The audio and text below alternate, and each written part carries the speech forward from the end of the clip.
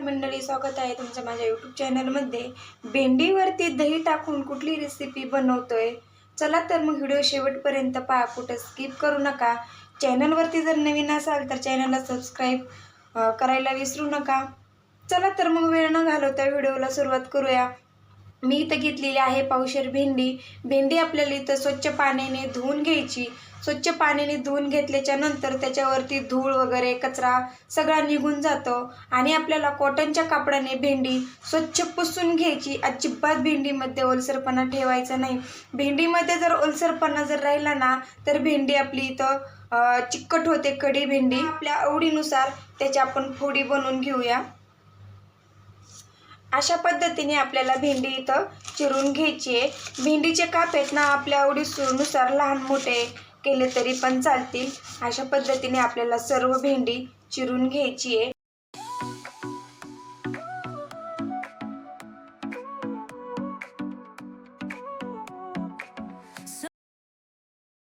इथं आपली सर्व भेंडी चिरून झालेली आहे। आपला कढी भेंडी लागणारं साहित्य इथं घेतलेलं आहे। लसूण, जिरे, मीठ, हिरवी मिरची, कोथिंबीर। तिखट आहे ना आपल्या आवडीनुसार कमी जास्त पण तुम्ही हिरवी मिरची करू शकता। आता आपल्याला मिक्सरमध्ये ना हे बारीक करून घ्यायचंय। अगोदर आपल्याला अशा पद्धतीने बारीक करून घ्यायचंय।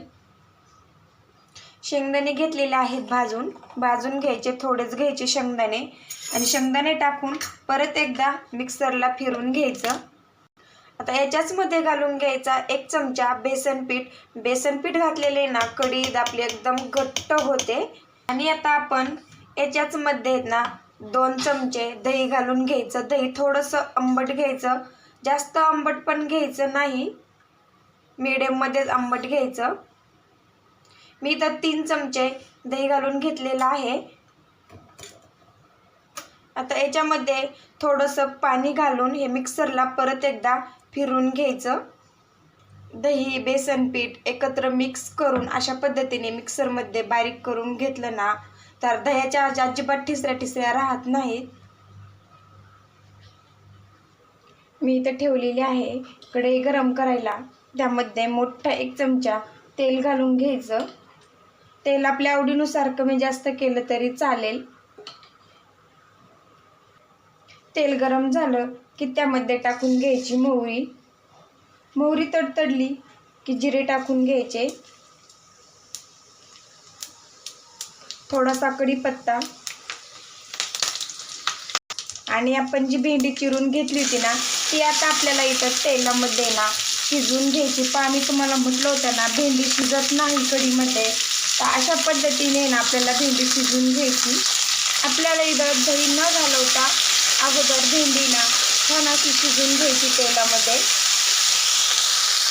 त्यामध्ये थोडंसं मीठ घालून घेऊया। मीठ घातल्याने भेंडी पटकन शिजल्या जाते।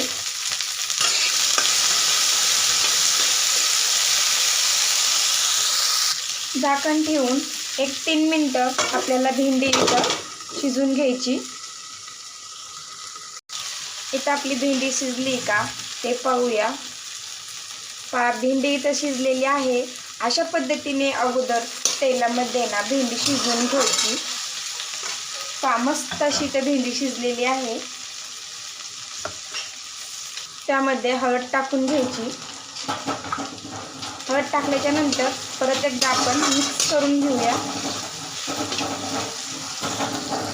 म्हणजे आता आपण दही ते मिक्स करून घेतलं होतं ना ते अशा पद्धतीने याच्यामध्ये टाकून घ्यायचं आणि पाणी न घालवता छान मिक्स करून घ्यायचं। आणि नंतर याच्यामध्ये आपल्या आवडीनुसार घट पातळ याच्यामध्ये पाणी घालून घ्यायचं।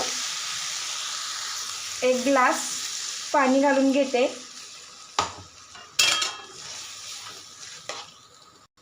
मी आणखीन घालणार आहे। कढीला आपल्या उकळी आली ना आपली इथं कढी भेंडी ना घट्ट होते, त्यामुळं पाणी थोडंसं जास्त घालायचं आणि मीडियम गॅसवरती ना आता आपल्याला ह्या कढी भेंडीला ना उकळी येऊन द्यायची। अजिबात इथं कढीमध्ये ना आपल्या दह्याच्या अजिबात ठिसऱ्या दिसत नाहीत। तुम्ही दह्याऐवजी ना आंबट थोडंसं ताक जरी घेतलं ना तरी पण चालेल। ताकाची सुद्धा कढी भेंडी खूप छान होते खायला। मस्त अशी उकळी आलेली आहे आपल्या कढी भेंडीला. आता कट करून घेतलेली कोथिंबीर त्याच्यावरती अशा पद्धतीने टाकून घ्यायची.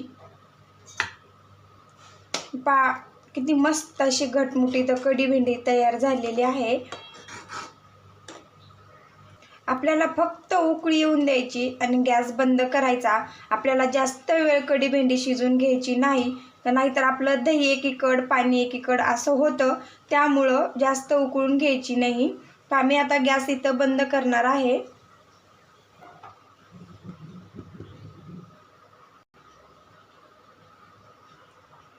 कशी वाटली माझी इथं कढी भेंडीची रेसिपी नक्की मला कमेंटमध्ये सांगा. आणि व्हिडिओ जरी आवडला तरी व्हिडिओला लाईक शेअर सबस्क्राईब करायला विसरू नका. पुन्हा भेटू अशाच नवीन रेसिपीसोबत. तोपर्यंत धन्यवाद.